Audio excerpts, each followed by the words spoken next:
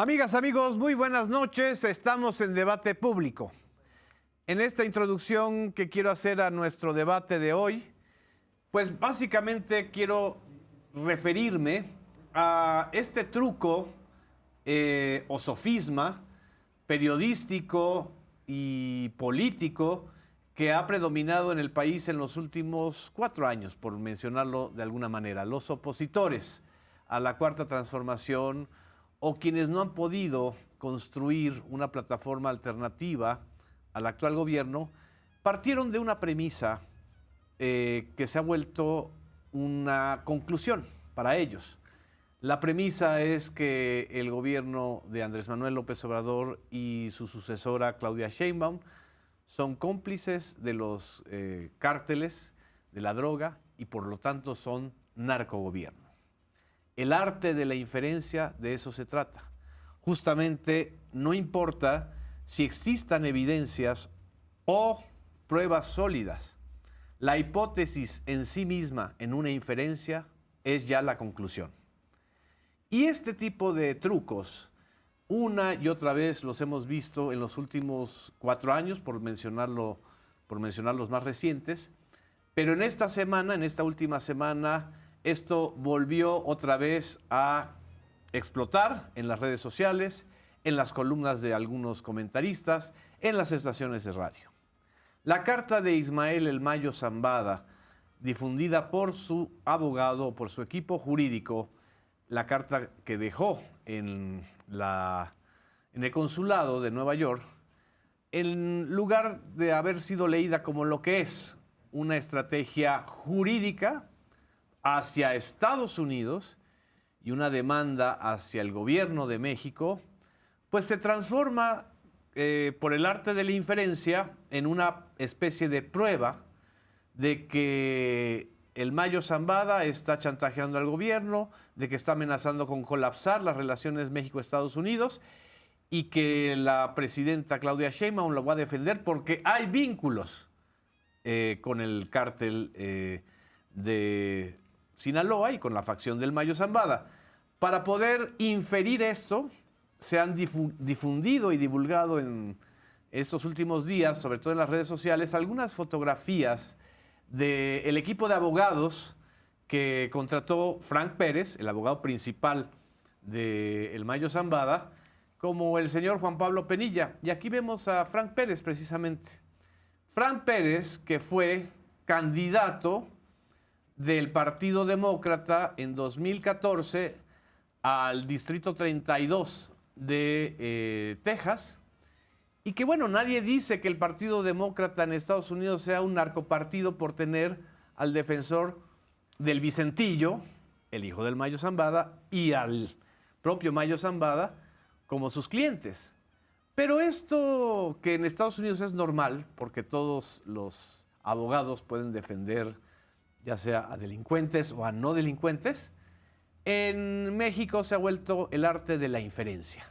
Y aquí veíamos la imagen del abogado Juan Pablo Penilla, que ahora sí es penilla ajena, le ha dado pena a todos, porque pues el compañero abogado pues se la pasaba tomándose fotos con todos, con todo tipo de políticos y con todo tipo de dirigentes. Pero esto no es ninguna prueba sólida de que exista una colusión entre el Mayo Zambada y el gobierno mexicano. Sin embargo, en el debate público o en el debate de las redes ha estado presente durante esta última semana esta situación.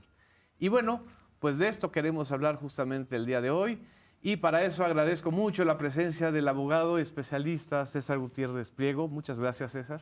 Al contrario, Genaro, un placer estar aquí. Buenas tardes a todos.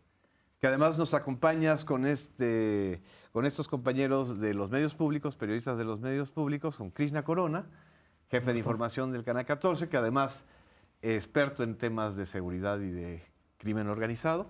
Azul Alzaga, nuestra conductora de Punto de Referencia, jefa de información también. Miguel Ángel Elorza, que es el responsable de Infodemia y que, bueno, en estos últimos días has tenido bastante trabajo, ¿no? nos han dado bastante trabajo, paradójicamente, los medios de información, que en lugar de informar, pues ya muchos se dedican a mentir. Recordemos que la verdad ya es irrelevante. Así es. ¿No? Sí, ya no importa en realidad la verdad, esa correspondencia con el mundo real, sino las narrativas que construyen a partir de pues inferencias, como dijiste, Genaro. César, ¿qué lectura haces de todo esto? Yo explicaba que se han mezclado muchos temas, ¿no? Sí. Iniciamos con una guerra comercial, que llega a Estados Unidos y le declara una guerra comercial a casi todo el planeta, Comunidad Europea, Canadá, México, países asiáticos, Sudamérica, Centroamérica, etcétera. Y en México tenemos una situación muy particular que tiene que ver con los grupos criminales y que estos grupos criminales en realidad, pues obviamente se han convertido en líderes, ¿no?, de lo que es el tráfico de drogas. Y siendo el mercado más grande del mundo, Estados Unidos, pues obviamente es el mercado que ellos están buscando poder allegarse, ¿no?, de vender el producto. ¿Cuál ha sido la problemática? Y que es una problemática que nosotros hemos estado viendo. Si tú te das cuenta que con la creación de la DEA hace 52 años había 1 millón de adictos en los Estados Unidos 1 millón. y que al día de hoy, a casi 52 años de su creación, ¿no?, en el periodo de Richard Nixon para declarar la guerra a las drogas, no sé si le suene el término, Así es. ahora hay 69, poco más de 69 millones de ciudadanos norteamericanos adictos a las drogas. Eso sin contar a todos los que utilizan drogas de tipo recreativo que no son adictos. ¿O legales? O aquellas que son legales. Recordemos que incluso esta problemática de opioides viene por todos aquellos laboratorios que de forma legal suministraban estas drogas, ¿no?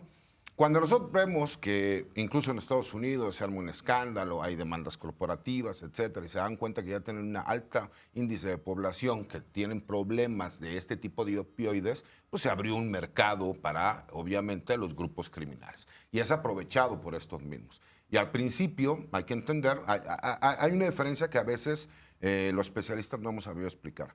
¿Por qué le echan la culpa a México más que a Canadá? Cuando la frontera de Canadá con Estados Unidos es la más grande del mundo y que además hay una situación que demuestra que es mucho más fácil que ingrese por Canadá porque se ha encontrado mayor flujo de drogas al norte de los Estados Unidos que al sur y sería ilógico transportarlo todo el territorio norteamericano para que llegaran al norte que si llegaran por Canadá. Porque hay una cuestión de seguridad que los canadienses se dieron ante el gobierno de los Estados Unidos. Cuando nosotros vemos nuestras aduanas, nosotros tenemos el personal de aduanas, ahora la Guardia Nacional, Ejército Mexicano, Armada de México, que están en el territorio nacional y que son el primer filtro, por así decirlo, para que puedan salir el ciudadano mexicano e ingresar a Estados Unidos. Y allá, por ejemplo, pues hay un área de aduanas, ¿no?, que ellos son los que se encargan de hacer una revisión de personas, vehículos y todo lo demás. En Canadá no pasa así.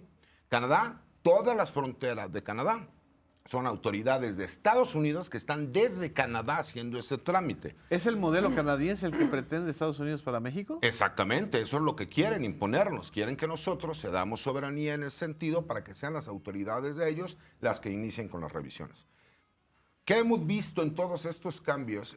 Porque desde que llegó Donald Trump hay que reconocer que esto ha sido meteórico, ¿no? Las historias han ido cambiando de un día para otro, un día odia a México, al otro día ama a México, reconoce, y eso creo que siempre ha quedado claro, que la presidenta Claudia Sheinbaum es la única persona que a él le ha podido enseñar algo. Y eso me parece que es un mérito impresionante.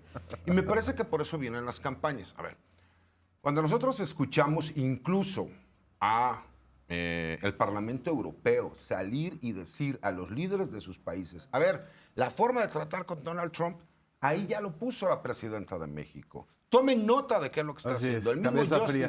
El mismo Justin Trudeau que hizo. México llegó a un acuerdo a primera hora de la mañana. La presidenta sale a señalar ese acuerdo, ratificado por el mismo Donald Trump, que es de los que ahorita dice una cosa y a los 10 minutos dice otra. Él mismo lo ratifica. Y Justin Trudeau busca a la presidenta de México para saber de qué forma fue que hizo el ofrecimiento para poder llegar a un acuerdo con Donald Trump. Incluso la medida fue completamente distinta. Exacto. Ellos tienen que invertir $500 millones, nombrar un SAR antidrogas específico para el fentanilo, obviamente dar todavía un poco más de soberanía respecto a toda la forma en cómo se va a llevar la cuestión de revisiones en la frontera, etc. Cuando nosotros escuchamos eso, nos damos cuenta que los índices de aprobación de la presidenta en México subieron por encima del 80%. Políticamente, ¿qué significa esto para la oposición? Y todo este análisis es desde el punto de vista de un análisis de seguridad nacional. Exacto. ¿Qué es lo que hace la oposición? Dice, ok, si ella gana con poco más del 62% las elecciones, eso significa que hay personas que no votaron por ella, que están de acuerdo en el gobierno que ella está llevando a cabo hasta ahorita. Y además, yo fui de los primeros que dijo, cuando ellos presentaron el plan de los primeros 6 días, por lo menos en materia de seguridad, yo dije que era algo demasiado ambicioso y que esperaba que pudieran cumplirlo. Me callaron la boca. No solo lo han cumplido, me parece que han estado por encima de lo que se esperaba y se buscaba. Todos los días hemos visto detenciones, todos los días hemos visto decomisos, todos los días hemos visto que va aparejado de órdenes de aprehensión, que las detenciones se han calificado como legales, que se ha vinculado a proceso a estos personajes. No hemos visto operativos en donde haya muertes colaterales, ¿no? O daños colaterales, como se señalaba en otro sexenio. Entonces, me parece que políticamente gran parte de la comentocracia, muchos medios de comunicación, y me parece que la oposición política vieron la oportunidad para atacar a la presidenta. Porque si ella sigue creciendo, y este año va a haber elecciones. ¿Vieron la oportunidad en la Carta del Mayo o en qué momento dieron la oportunidad? Es que ellos han ido creando narrativas en todo momento. La primera narrativa que se inventa viene desde el sexenio anterior con el expresidente Andrés Manuel López Obrador. Él, en un gesto de caballerosidad, la mamá del Chapo se entera que el presidente de México va a una gira al Triángulo Dorado. Y lo que hace es ir a buscarlo, porque lo que quiere es entregarle una carta al presidente. Le pide a los periodistas que estaban ahí, ustedes lo pueden consultar con las fuentes, les piden que por favor le den oportunidad, que le comentan al presidente si ella puede ir a entregarle una carta por humanidad para ver si le pueden entregar esa carta a su hijo o ella puede conseguir una visa humanitaria para poder ir a entregar la carta y despedirse de su hijo. Porque sabía que ya no lo iba a ver, ¿no? Así es. No faltó... Obviamente, quien le hace el comentario al presidente, el presidente señala en un gesto de caballerosidad, ¿cómo voy a dejar que una mujer de más de 83 años que tiene problemas para caminar venga a buscarme? Yo voy y voy con la señora. Alguien toma un video y perversamente empiezan con una narrativa de narcopresidente, narcogobierno. Bueno, todo eso lo intentaron. Que eso fue antes de lo de Ovidio. Sí, por supuesto, ¿no? Y ahí es donde, incluso cuando pasa el Culiacanazo, él asume el costo político. Hay que recordar cómo fue la realidad. Escuchamos al secretario de Seguridad y gobernador del estado de Sonora decir que en un movimiento de la Guardia Nacional haciendo un rondín fueron atacados por civiles armados y avientan una historia de las que ya conocemos, ¿no? De los sexenios de Calderón, de Fox, de Peña Nieto, de Cedillo, etcétera. Y al otro día sale el presidente y dice, no, señores, digamos la verdad. La verdad fue que fue un operativo, el operativo se llevó mal. ¿Por qué? Porque querían que la Guardia Nacional diera el do de pecho, ¿no? Como en esta primera gran detención. Van acompañados de policías de la Fiscalía General de la República, en donde estos policías ministeriales federales adelantan parte del operativo. El anillo de seguridad por parte de la Secretaría de la Defensa Nacional todavía no se había realizado. Y se filtra la información en el sentido de que él puede dar aviso que lo están deteniendo. Así es. Incluso vemos un pequeño fragmento del video. Como no vemos todo el video, incluso inventaron la narrativa. Pero la realidad es, y el presidente lo dijo, que ellos salieron a amenazar directamente a la familia de los militares. Fueron a las 2 unidades habitacionales militares que existen y llegaron y amenazaron con privar de la vida y hacer un desastre en contra de la familia de los militares. Y el presidente asume el riesgo y dice, yo ordené para evitar una masacre en contra de las familias de los militares, porque aparte la respuesta de los militares no iba a ser quedarse tranquilos nada más respecto a que hubiera una agresión contra sus familias. Desde ahí traen una narrativa que incluso la quisieron continuar en la campaña.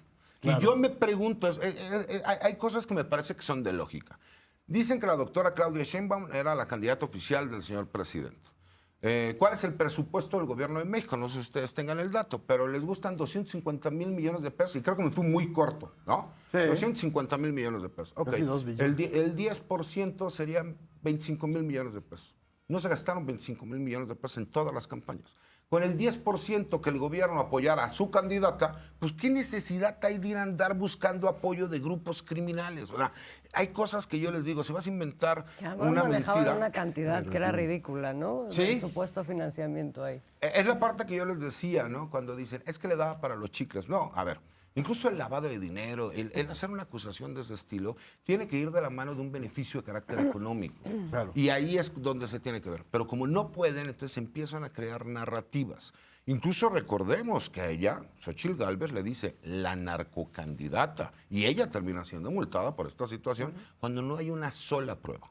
Y, a ver, y es que esa es la diferencia. O sea, ella agarra como prueba el libro, que es una colección de mentiras y de inferencias de Anabel Hernández, que tóxicamente ha jugado un papel, pues muy, en mi caso yo lo veo muy pernicioso para el periodismo, porque eso que está haciendo Anabel Hernández no solamente no es periodismo, sino que es una intoxicación de la información dura o real, ¿no? Pero a ver, perdón, Genaro. Anabel Hernández sale públicamente a decir, yo he investigado a Andrés Manuel López Obrador por más de 10 años. En y 2009 nunca lo le dijo. he encontrado nada. Nada es nada. Y de repente cambia el discurso. ¿Por qué? Y quiero pensar, a lo mejor ella esperaba ser mejor recibida en el gobierno de Andrés Manuel López Obrador. Sí, a lo sí. mejor pensó que iba a haber apapachos, que a lo mejor no los hubo. No sé qué haya sucedido. El problema con Anabel Hernández es... Ella publica lo que le dicen terceros, pero no robustece la investigación Exacto. con los datos que le señalan. Es como si a mí llega un tercero y me dice que, no sé, cualquier persona que tú quieras se dedica al narcotráfico. Y yo hago la publicación y asevero porque un tercero me lo dijo, pero no tengo dato de prueba para poder demostrar. Ese es el problema de las narrativas que hemos estado escuchando. ¿Por qué? Y yo lo decía. El Mayo escribió una segunda carta. En la primera fue decir, a mí me secuestraron. Y eso también tiene que ver, pues, porque los abogados le dicen, tú tienes que decir que te secuestraron, pero no expliques mucho. Exacto. ¿Por qué? A ver. Bueno, pero con lo que explicó fue suficiente. O sea, Sí, le echó abajo a la muchas Fiscalía Estatal toda la Pero- narrativa de Héctor Melesio Cuen. de que- Pero eso sirvió, porque Así es. recordemos que incluso se decía que había fallecido en una gasolinería, y efectivamente sí había habido un ataque en una gasolinería, Pero no tenía nada que ver. no tenía nada que ver porque muy posiblemente él ya había fallecido en otro lugar, como ahora ya tenemos conocimiento. Pero en su momento trataron de sostenerlo, ¿no? De esa Exacto. forma. ¿Dónde viene para mí el problema? Que no es normal que 3 medios de comunicación filtren una noticia como una investigación independiente cuando hablan de los drones, ¿no? Entonces, Ah, ver, ok. primero es ir creando la narrativa de México no respeta, o sea, Estados Unidos no respeta a México. Sí. Después quisieron hacer el escándalo que están haciendo ahorita con la aparición del general Cienfuegos en la Marcha de la Lealtad, ¿no? Así es. Que incluso explicó, a ver, nada más por las leyes y reglamentos militares, él fue director del Heroico Colegio Militar, fue secretario de la Defensa Nacional, sigue siendo asesor del alto mando, de acuerdo a un decreto presidencial Así del es. 30 de enero de 1976 con Luis Echeverría, y que sigue estando en uso, ¿se me explicó? Y que nada más por ese simple hecho, de acuerdo a la cadena de mando y al escalafón militar, él tiene que ser invitado. Pero nunca vimos a la doctora Claudia Sheinbaum yendo a tomarse fotos con el general Salvador Cienfuegos, ni el apapacho por parte del general Ricardo Trevilla, secretario de la Defensa. No, se cumplió con el protocolo militar. Porque aparte, si el general Cienfuegos no va a esa invitación con causa justificada, se vería muy mal también como ¿por qué no vas? ¿No? Claro. O sea, hay un pequeño juego por ahí que no se entiende a lo mejor fuera del ámbito militar, pero que sí sirve para crear narrativas. Como no les funcionó esa, escuchamos la carta del Mayo. Y entonces dicen, están amenazando al gobierno de México. Pero se Está les amenazando olvida- con colapsar. Que tampoco lo Colapsar. amenaza. Las relaciones bilaterales. Las relaciones Exactamente, bilaterales. pero ¿por qué dice van a colapsar las relaciones bilaterales? Porque supongamos, ¿no?, que en este momento se pudiese demostrar que hubo un operativo por parte de una agencia de los Estados Unidos. Llámenle la DEA, que es lo más probable, llámenle el FBI, Homeland. llámenle la CIA, Homeland Security, ATF, o sea, la que quieran. Que sin autorización del gobierno mexicano, vino a México con agentes norteamericanos, se prestó para secuestrar al Mayo Zambada, se lo lleva a Estados Unidos y allá se lo entrega al FBI como si fuera una entrega pactada voluntaria. Sí. ¿Qué pasaría? Pues podrían colapsar, obviamente, las relaciones entre México y Estados Unidos. Como pasó con el caso de Humberto Álvarez Machay. Claro, que por ahí supuesto. sí colapsaron las relaciones Por bilaterales, se supuesto. suspendieron. Por supuesto, pero Se ¿por qué? expulsaron a 20 agentes de la DEA. Pero incluso ahí hay una diferencia con este asunto, porque cuando estamos hablando, en aquel entonces, cuando el doctor Álvarez Machay se lo llevan secuestrado, lo que hizo personal de la DEA fue ponerse de acuerdo con autoridades mexicanas, un comandante, algunos elementos de la policía, por ahí alguno del ejército, para formar un grupo, secuestrar a Álvarez Machay, llevárselo a la frontera y entregarlo, pasando la frontera, a autoridades de los Estados Unidos. Así es. Aquí estamos hablando de algo completamente distinto. Incluso derivado del caso de Álvarez Machay, se firma un convenio, ¿no?, Así es. binacional entre México y Estados Unidos para evitar el secuestro. Ahí tenemos la foto de Álvarez Machay. Así es, para evitar que exista el secuestro transnacional, ¿no? En este caso, ¿para qué? Para evitar que vuelva a suceder algo como esto. ¿Qué pasó incluso con Álvarez Machay? En primera instancia dijeron que él había sido secuestrado y que no podía ser juzgado en Estados Unidos porque tendría que haber sido enviado mediante este acuerdo que existe entre extradición. México y Estados Unidos vía extradición. Pero esto llega a la Suprema Corte y la Suprema Corte determina, no, señores, no sabemos cómo haya sido que él llega a territorio norteamericano, pero él tiene que ser juzgado en los Estados Unidos. Por eso, fecha posterior, se firma este tratado internacional, binacional, entre ambos países.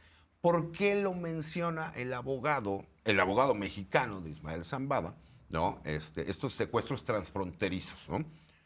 Porque obviamente ellos traen una línea de defensa que tiene que ver con el hecho de que el Mayo sabe que se va a quedar en prisión.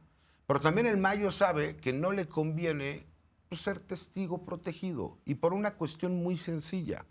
Porque él, por supuesto, que tiene relaciones con autoridades de Estados Unidos y con autoridades de México. Y quedó demostrado con la situación del acuerdo al que llega su hijo. Claro. Cuando su hijo llega a un acuerdo, agentes de la DEA van con el hijo, le dan un teléfono satelital y le dicen contesta. Y era su papá hablando por teléfono. Es imposible que los grupos criminales mexicanos tengan tanto control de la frontera de los Estados Unidos si no hay corrupción de la de los Estados Unidos. Claro. Es imposible que tengan el tipo de armamento que tienen, que es únicamente utilizado por el ejército de los Estados Unidos y que se encuentra en manos de grupos criminales mexicanos. Estamos hablando tal vez de que podríamos estar viendo la caída del grupo del narcotráfico, cártel de la droga más importante de los últimos 20 años, que es Así el es. cártel de Sinaloa. Porque independientemente de lo que pase, podrá seguir existiendo una estructura, pero ya no con el poder y la fuerza que tenían anteriormente. ¿Cuál ha sido la intención de hacer esto? Pues el gobierno de los Estados Unidos, claro que busca tener injerencia con el gobierno mexicano. Cuando llegó el expresidente Andrés Manuel López Obrador, le cerró la puerta a muchas cuestiones que tenían que ver con recursos naturales mexicanos. Y eso lo sabemos. ¿Por qué? Porque yo había visto en la corta historia de vida que tengo que si algo nos sentíamos orgullosos los mexicanos, pues era de Pemex, de la CFE, etcétera. Y esto se les ocurrió incluso decir, es que ya no sirven, vamos a venderla. Pero aparte vamos a venderla a precio de regalo. Claro. ¿no? Porque luego la gente dice, es que ¿por qué toman esas decisiones? Oye, en la CFE lo que hicieron fue, te voy a entregar toda mi infraestructura, yo voy a invertir a ti como empresa privada, tú vas a cobrar más caro, yo voy a generar la luz en 5 pesos, tú la vas a vender en 50, tú vas a tener la ganancia y después de 30, 40, 50 años, tú te vas a quedar con toda la inversión que yo hice, como lo que querían hacer con el aeropuerto de Así es. Texcoco. A lo mejor luego nos ha faltado saber comunicar o al gobierno le ha faltado saber comunicar. Pero esa narrativa de Estados Unidos que tiene un fin en específico, que es mermar la capacidad del gobierno mexicano de respuesta, es aprovechada por todo este grupo y por eso la presidenta habla de campañitas. Claro. No existe una sola prueba, un solo video, no existe un solo audio, no existe una sola comprobación de dinero de grupos criminales en la campaña, ni de Andrés Manuel López Obrador ni de la doctora Claudia Sheinbaum. Así es. Pero ellos incluso escriben columnas y hacen comentarios como si fuera un hecho real, porque como crean una narrativa, pues ellos le siguen hablando a ese 25-30% de gente, que no importa lo que haga este gobierno, de todas maneras nunca lo van a creer. Y cuando de repente ves que ese 25-30% lo estás perdiendo porque la doctora Claudia Sheinbaum llega a una aprobación arriba del 81%, dices, pues tenemos que quemar las naves, así como en su momento lo hizo ¿cómo se llamaba el español que vino a conquistarnos? Como Cortés, ¿no? Como Cortés, porque Hernán Cortés. saben que si no, van a desaparecer. O sea, así como estamos viendo la desaparición del cártel de Sinaloa, estamos viendo la desaparición del PRI y muy posiblemente también del PAN. Del PAN. Entonces, ellos se prestan para este golpeteo, creando esta narrativa donde ellos hacen un hecho que no tiene nada que ver con la realidad, como si fuera una realidad. ¿Por qué vemos hoy al abogado Frank Pérez salir a decir a Reuters que obviamente no es algo que estén llevando a cabo de forma oficial, el señalar? Mi cliente está dispuesto a llegar a un acuerdo con la Fiscalía de los Estados Unidos. Ese es el para mensaje. Declararse culpable, pero que quiten la pena de muerte. Entonces no faltará quien diga, ahora sí, el gobierno de México se voló. No, porque él incluso vuelve a ratificar. Pero él no piensa ser un testigo protegido, no piensa ser un sapo, ¿no? Por así decirlo, como le llaman en ese ambiente. ¿Por qué? Porque como queramos verlo, pues él sabe que él todavía tiene una estructura familiar que puede verse perjudicada. Ya no hablemos de las autoridades, por los grupos antagónicos o los mismos socios criminales que se verían perjudicados por esta situación. O quizá, perdón que te interrumpa antes del corte, lo que el mismo Mayo sabe sobre las operaciones de inteligencia de Estados Unidos en México. Por supuesto, pero por supuesto. O sea, el Mayo no es un narcotraficante cualquiera. No. La cabeza de una estrategia de estructura, ¿no?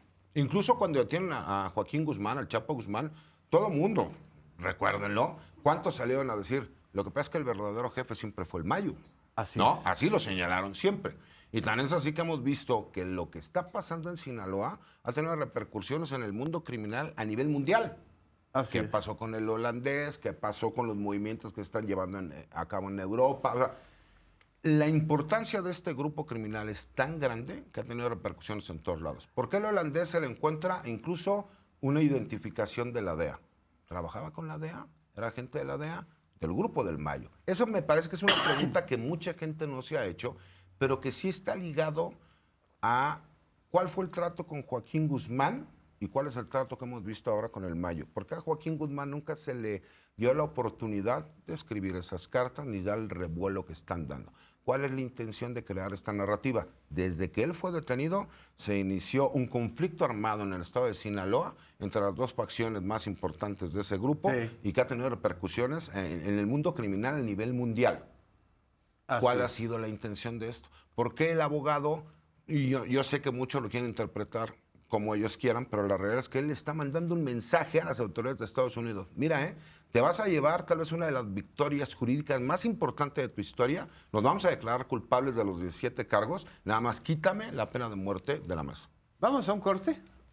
César, no nos dejen, seguimos en Debate Público.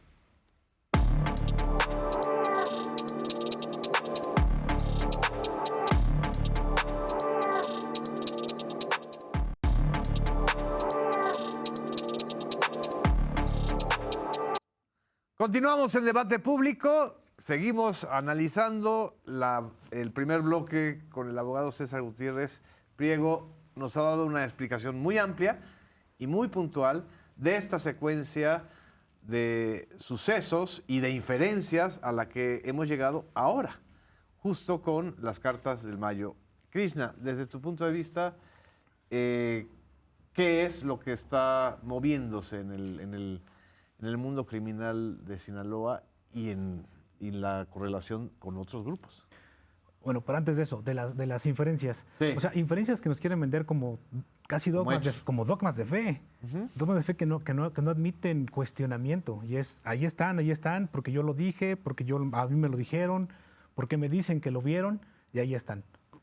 La mayoría sin pruebas, sin prueba alguna, pero el punto es esto, son casi dogmas de fe que tienes que creerme. Pero es que así es la ultraderecha. Sí, por Si supuesto. tú no piensas igual que yo, eres un maldito chairo resentido, que lo que pasa es que tú estás Y te recibiendo descalifico un por beneficio. completo. Es el problema, entonces no hay debate. Y es lo que yo decía. Y no hay A ver, periodismo. Ahorita pero- estamos viendo el tema de Iván Archibaldo, es decir, construyen también toda esta idea, a pesar de que lo haya desmentido hoy Omar García Harfuch, de que dejaron fugar a Iván Archibaldo a través de unos túneles porque alguien se los dijo, no porque hayan evidencias de que esto ocurrió, ¿no? Lo que pasa es que esas narrativas, como, a ver, yo lo explicaba, ¿qué podría saber el Mayo Zambada de este gobierno? Es que él dio apoyo a la campaña. Pues como se los dije, pues si el gobierno federal supuestamente quiere apoyar a su candidata, pues con el 1% de 2 billones de pesos le sobra dinero para poder hacerlo. Claro. Ese no era el problema. Nosotros vemos todos los días operativos, Secretaría de la Defensa, Armada de México, o sea, la Secretaría de Marina, operativos conjuntos. Nunca en mi vida lo había visto. Porque siempre ha habido un pleito interno entre la Defensa y la Marina. Toda la vida. El que Harfuch haya tenido la capacidad para que los egos de ambos secretarios digan vamos a trabajar coordinados para llevarlo a cabo, ha estado dando tantos resultados que la forma de decir y descalificarlos, ya sea por incapacidad o por corrupción, es decir, se les peló Iván Archibaldo. Pero es Harfuch civil. Sí, claro. O sea, ese perfil de civil tampoco creo que hay que darle el valor que tiene, que es que estas dos grandes secretarías de Marina y el Ejército estén coordinadas, que el gabinete de seguridad esté coordinado por un civil, desde la Secretaría de Seguridad Ciudadana. Esa parte de los egos ha sido muy importante, porque también él siempre les da el reconocimiento. Y que ellos, a su vez, también se dieron el decir, ok, el vocero va a ser el secretario de Seguridad, que sea el secretario de Seguridad, y nosotros nos ponemos a hacer el trabajo. Te habla también de que escogieron buenos perfiles. Sí. ¿Qué ha pasado siempre? Yo te lo puedo decir, un secretario de la Defensa Nacional tiene un poder inmenso, porque incluso tiene un fuero vitalicio, de acuerdo a lo que hablábamos, ¿no? Por ese decreto presidencial.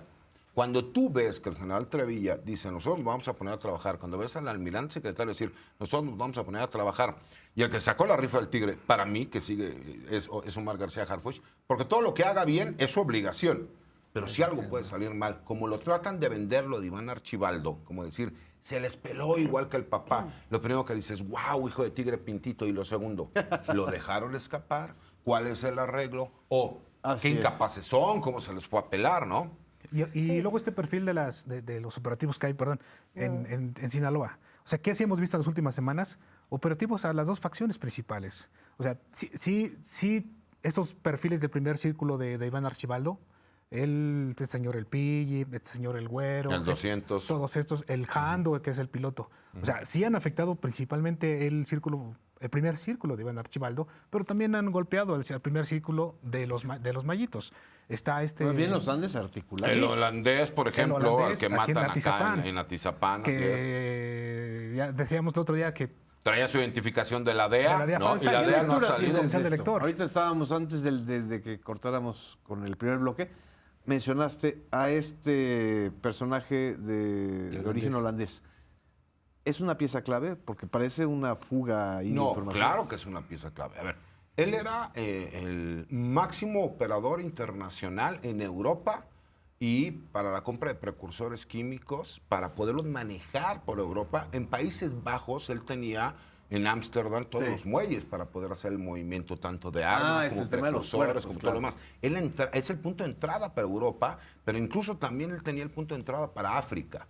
Cuando nosotros nos preguntamos cómo es posible que el cártel de Sinaloa, por ejemplo, los Zambada, tengan inversiones en Europa, en Asia, en África, pues es por personajes como estos. Cuando él llega a México, ya hay un operativo de la Secretaría de Marina por las áreas de inteligencia. Él busca el apoyo, de acuerdo a la misma información que da la Secretaría de Marina, el área de las PES, de las Fuerzas Especiales, en donde ellos ya estaban realizando el operativo. Alguien le da el pitazo, él se comunica a la facción y posteriormente se dice que fallece y que los escoltas lo dejan solo. Otra de las versiones es que los mismos escoltas reciben la orden. Este sabe demasiado, lo van a detener, no hay forma que no lo puedan detener. Lo silenciaron. Mejor lo silenciamos, ¿no? Por sus propios escoltas. Claro, pero ¿quién da la orden? Pues obviamente alguien por encima de la facción de los mismos Zambada. Y esto es una cuestión muy sencilla. El cártel del Pacífico seguía operando como una empresa criminal, pero dividida en intereses por tres facciones, ¿no? Los Zambada, obviamente los hijos de Joaquín Guzmán y su hermano, ¿no? El Guano. Cuando nosotros vemos que el Guano no ha aparecido en esta guerra, porque me parece que eso también es otro punto importante para el análisis, Y tiene que ver también, como tú lo señalabas, detenciones ha habido a ambas facciones, tanto de los mayos como de los chapos. La diferencia es que cuando tú haces una detención con los mayos, esa misma información te va llevando a más detenciones. ¿Y qué es lo que pasa igual con los chapos? Lo mismo. Tú sigues el hilo de la investigación gracias a que ya tienen una coordinación, todas las agentes de seguridad se manejan por medio del CNI, se trabaja la información, se ve cuál es operativa, se revisa en campo y entonces ya se lleva a cabo la operación. ¿Por qué? Porque incluso quienes están jugando la vida y la libertad todos los días son las fuerzas especiales del Ejército, las fuerzas especiales de la Marina, que van y llevan a cabo estos operativos. Pero es la continuidad que se va llevando. Entonces alguien sale a crear una narrativa y dicen, el gobierno de México ya hizo un pacto con el Mayo Zambada y van a acabar con los chapitos para proteger a los mayos, para que él no hable.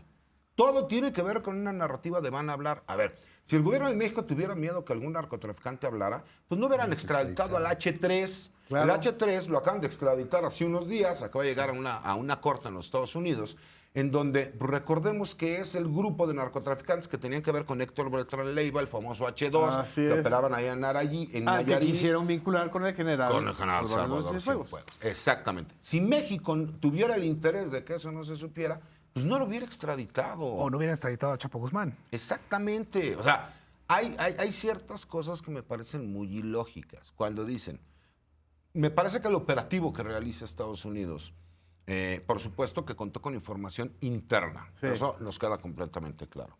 Que el gobernador Rocha Moya va a tener que explicar por qué sale mencionado en esa reunión, eso lo tiene que hacer forzosamente. Me parece que incluso hay un costo político importante. Yo señalaba que se ha aprovechado el que ha habido reclamos honestos y justos de la sociedad, también con algunos políticos estatales que han tratado de buscar por ahí generar ruido. Pero también la falta de sensibilidad del gobernador ha sido grande. Así es. Me parece que apenas le cayó el 20 en el sentido de decir, caray, yo tengo que salir y explicar con la gente. Porque mejor lo hizo hoy el secretario de Seguridad, Omar García Harfuch, cuando señaló que lamentablemente ha habido menores de edad que han perdido la vida, pero que ha sido en manos de criminales, ¿no? Exactamente, y es lo que no ha sabido explicar el gobierno estatal. Es lo que yo les he dicho. A ver, es nada más un poquito de comunicación poniéndote en el lugar de las personas que están viviendo la tragedia. Claro. ¿No? Yo puedo tener una idea muy personal, pero no puedo ir en contra de la realidad. Me dicen, es que usted es un aplaudidor. No, porque yo también he criticado muchas cosas y lo veo como áreas de oportunidad. Pero yo no puedo llegar y decir que porque el Mayo está señalando que puede existir un colapso en las relaciones, voy a decir que está amenazando al gobierno de México de que los va a acusar a todos de ser narcos, cuando mi lectura y análisis, incluso como abogado que entiende de estos temas y de seguridad nacional, pues entiendo que lo que está diciendo es, imagínense que se hiciera público que agentes de Estados Unidos sin permiso de México ingresaron a México para secuestrarme y llevarme a Estados Unidos y mentirle a México. Eso colapsaría, por supuesto, las relaciones entre México y Estados Unidos. Ahora, César, tú ves que no va a ser extraditado, evidentemente, el Mayo. No, por supuesto que no. Pero hay un reclamo de México de información. Por supuesto. Entonces, el Mayo también se vuelve una pieza de negociación entre las autoridades mexicanas y norteamericanas en el marco de este esquema de nueva relación con Trump, ¿no? Sí, pero el problema es, hay que entender cómo se da cada uno de estos casos. Esto viene de la administración del gobierno de los Estados Unidos Biden. Anterior. Así es. En medio de la campaña de la ex vicepresidenta. Exactamente. Que querían dar un golpe. Que incluso me parece que la detención como tal lo busca el gobierno de Biden para dar un golpe mediático que pudiera apoyarlos en la cuestión política, como para decir, nosotros sí estamos acabando contra estos grupos criminales que son el principal problema de drogas en nuestro país. Cuando no se reconoce que el problema de drogas es, nosotros podemos acabar con el cártel de Sinaloa, el cártel Jalisco Nueva Generación, cártel del Noreste, la Nueva Familia Michoacana, cárteles unidos, todos cártel del Golfo, que son las 6 organizaciones criminales. Pero si el mercado de Estados Unidos sigue siendo el principal mercado de consumo de las drogas, algún otro grupo criminal buscará llegar porque es mercado virgen para hacer negocios. ¿Qué ha pasado a partir de la implementación del operativo Frontera? Mucha gente decía, es que hasta que Donald Trump los obligó, ellos hicieron el movimiento de tropas de 10,000 elementos de la Guardia Nacional del Ejército a la frontera. Falso. Ya existían 15,000. Se movieron 10,000 más y ahora son 25,000. ¿Y qué es lo que ha estado sucediendo? Hemos estado teniendo resultados. Se ha estado deteniendo muchísimos ciudadanos norteamericanos que vienen a comprar drogas a México o precursores químicos para ellos ingresar a los Estados Unidos. O ellos a su vez tratar de ingresar armas de fuego a México. ¿Qué nos demuestra también esto? Pues que por lo menos sí teníamos una falla respecto al ingreso de armas a nuestro país, porque ya vamos entendiendo cuál es el caminito, ¿no? Ok, por lo menos ya hemos ido encontrando por dónde viene el camino.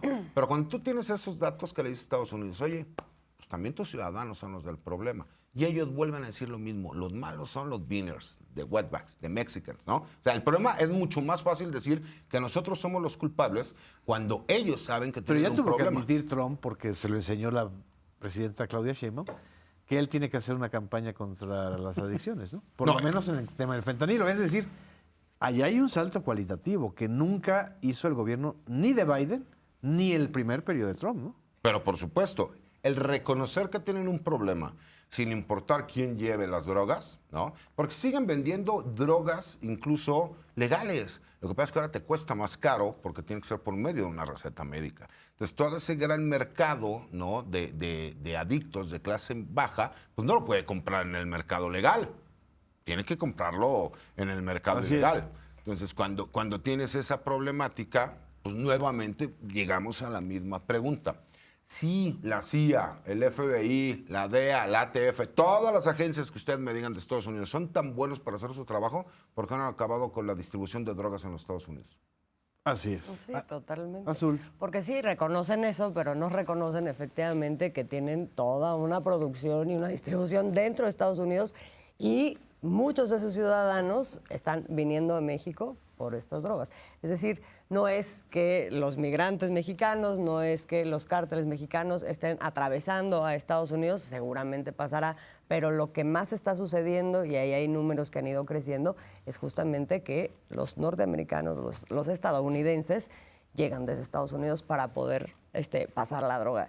Eso, junto con lo de las armas, es una cosa que se obvia en todo el análisis muy convenientemente, de la misma manera en que la oposición que habla de narcogobiernos, de pronto se le olvida que el único narcogobierno que está perfectamente documentado es el del panismo con Felipe Calderón y Genaro García Luna, eso y otras cosas que también tienen que ver con lavado de dinero, con desvío de recursos, donde también estuvo involucrado Genaro García Luna y otros funcionarios del gobierno de Enrique Peña Nieto. Es decir, de pronto, o sea, en estas cosas que se van olvidando, pareciera que todos nos queremos hacer iguales y lo que es muy interesante es que en este esfuerzo lo que hacen es verdaderamente seguirse diferenciando.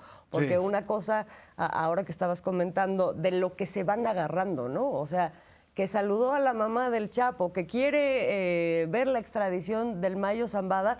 O sea, esta cosa de decir las leyes y los derechos humanos solamente son para la gente que no es delincuente, eso es muy típico de la derecha. Y es una distancia muy impresionante de quien, digamos, hablando de la cuarta transformación, defiende que no, pues que las leyes son para todos, en el caso de la extradición. Pues ya lo vimos, o sea, Frank Pérez fue un candidato, un aspirante a candidato dentro del Partido Demócrata. Y ahí hay una derecha muy fuerte, y la derecha trumpiana es brutal, pero nunca ponen en cuestión el hecho de que los delincuentes también necesitan abogados, ¿sí? Y el ataque nunca ha sido por ese lado. Pero, y nunca. Pero, o sea, es ridículo que la derecha esté buscando ese punto de ataque. Pero a ver, creo que sí hay un punto bien importante, perdón que te interrumpa. No es lo mismo el Partido Demócrata, que pudo haber perdido las elecciones, que el Partido Republicano, porque los márgenes son muy acotados, ¿no? Ellos saben que se ponen a trabajar, en 4 años tendrán la posibilidad de recuperar la presidencia. Y siguen existiendo.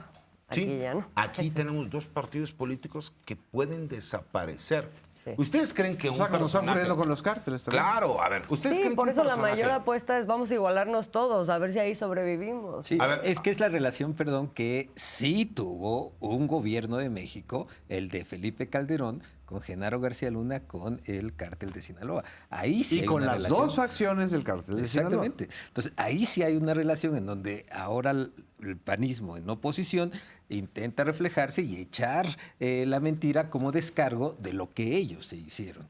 A ver, está detenido el Mayo Zambada, está detenido el Chapo Guzmán. ¿Quiénes tiemblan en realidad?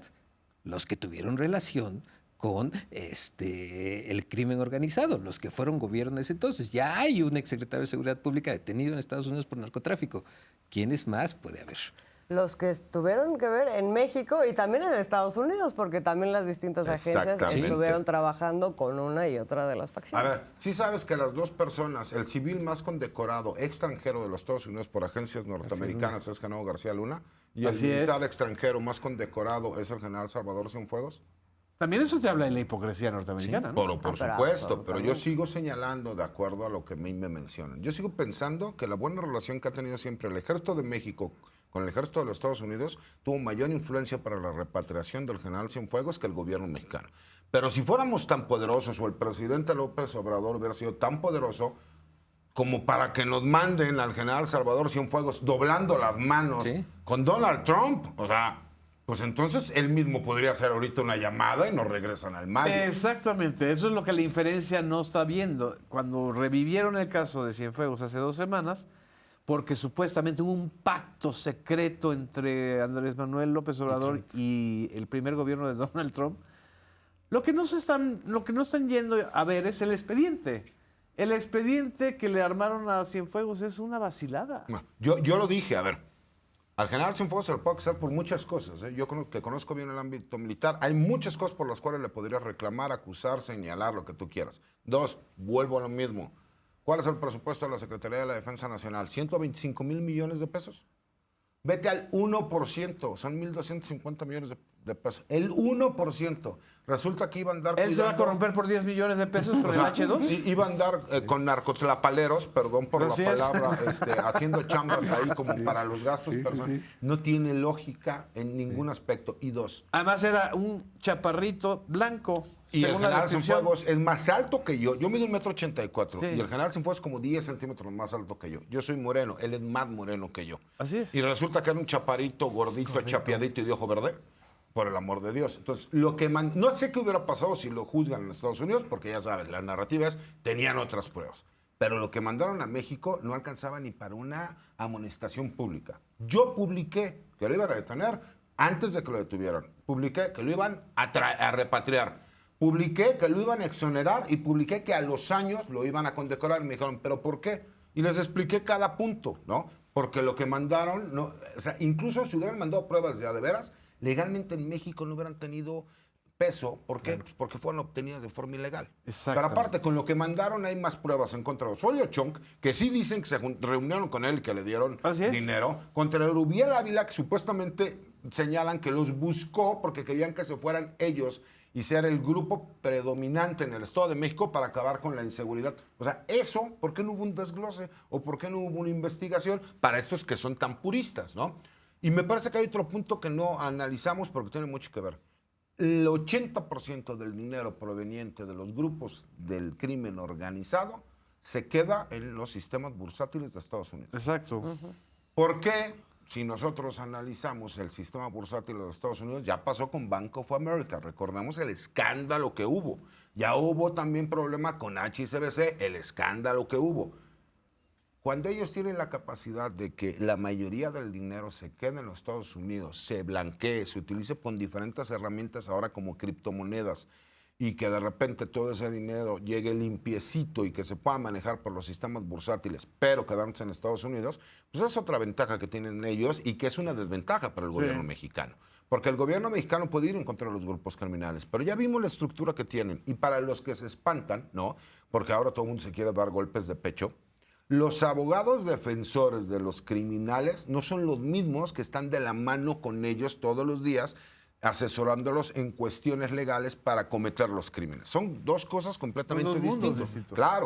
Claro que muchos de ellos se contactan, los abogados de los grupos criminales, con estos despachos especializados, que habrá 9 o 10, y que hay muchísimos que incluso están ligados con grupos políticos como el PAN y como el PRI. Hay un Juan Collado que ha sido señalado, hay un Javier Cuello Trejo que ha sido señalado, el mismo Gil Suárez que ha sido señalado, y eso no los convierte en criminales porque ellos tienen una especialidad en ese manejo. Exacto. Y así como ellos hay muchos. pero que su único trabajo es ser especialistas en delincuencia organizada. Conocen los tiempos, conocen las formas, saben cómo llevarlo a cabo. Y eso me parece que ahorita no lo quieren comentar porque saldrían perjudicados muchos de ellos. El decir que por una fotografía de un abogado, que además por lo que vemos es un abogado que viene señalado, pero no le hemos escuchado ninguna participación, está como una Eso sí se toman muchas fotos. Eso sí, pero me parece que también tiene que ver con esa misma parte del abogado que busca tener contactos influencia, perdón. Públicas. A lo mejor tuvo hasta influencia también, ¿verdad? Es otra cosa. Pero es el tener influencia, ¿por qué? Sí tiene que ver con que el abogado lo que busque es siempre una oportunidad como para los intereses de sus clientes poder manejar, hacer o checar. Porque entendamos algo, sus clientes son empresarios, son políticos, son todo. Él, su despacho, es especialista en ciertos temas. Es completamente distinto al abogado que está todos los días, al que va y lo defiende al juzgado. Que él, el que está todos los días puede llegar y sumarse a esta defensa, sí, pero hay cuestiones tan técnicas que no saben cómo hacerlo. Hay un sector que dice que es la farándula de los abogados. Es decir, supuesto. hay abogados de farándula, es decir, como lo era el propio Juan Collado, tan abogado de farándula que se casó con Genaro, actriz. te voy a ser muy honesto. Tenemos un chat donde hay varios abogados que son despachos muy prominentes. Ellos a mí me llaman el Infonavit del derecho penal.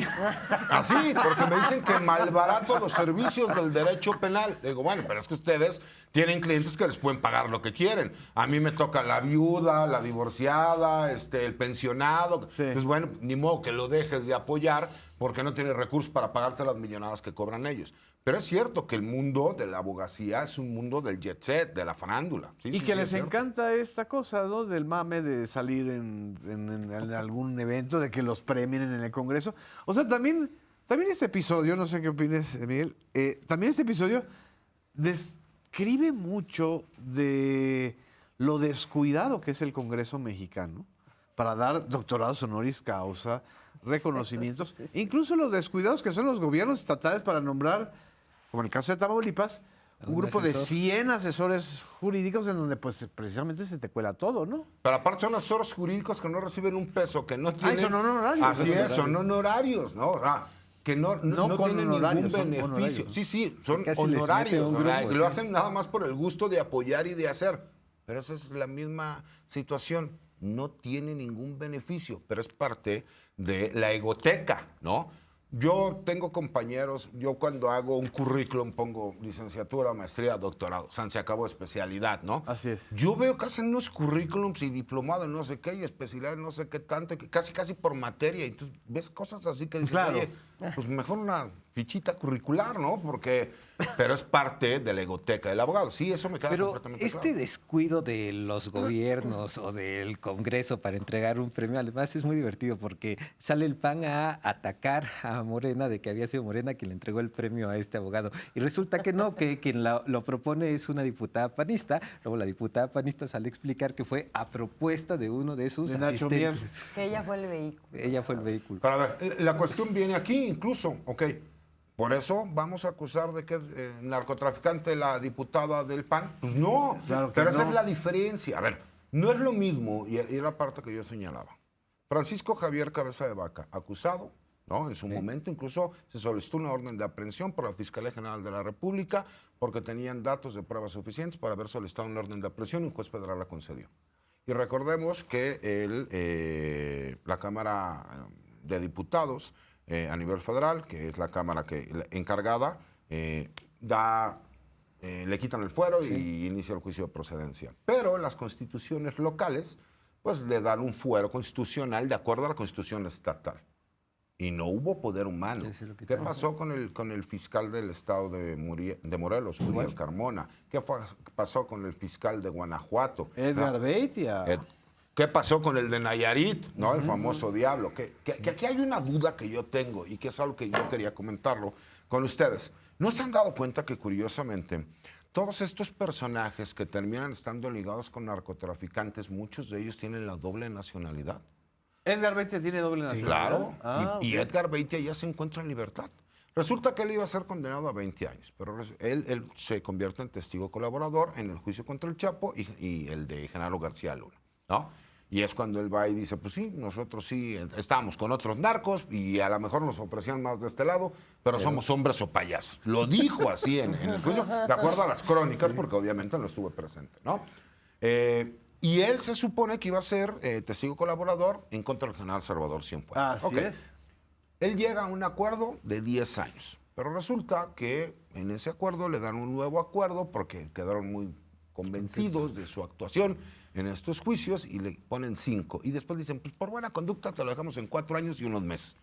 Y él es ciudadano norteamericano también. Y está libre. Y es está ya verdad, libre. Pero a pesar de que en el juicio, en sus declaraciones, reconoció haber matado al menos 10 personas. Exactamente. Es un asesino confeso. Exactamente. Narcotraficante, confeso. Y a él sí muy le dieron- represor. Y a él sí le dieron ese beneficio. ¿Y qué pasa con muchos otros que tienen esa doble nacionalidad? Como el Minilic, que le dieron Exactamente. un beneficio. Exactamente. O sea, ¿por qué muchos de ellos, y ahí es donde a lo mejor en esta cuestión conspirativa a mí me llama la atención, por qué muchos de ellos llegan a México, empiezan a obtener poder, muchos de ellos terminan siendo políticos? El mismo Cabeza de Vaca tiene ambas nacionalidades, es Exactamente. americano y es La mexicano. La Barbie, americano y mexicano. El gobernador de Chihuahua, César. Eso nos da para un programa. Ya se No. nos acabó el tiempo. Perdón a toda nuestra audiencia, No, perdón, pregunta. compañeros. Muchísimas gracias por estar con nosotros en Debate Público. Nos vemos en la próxima emisión, que va a haber todavía más. Gracias.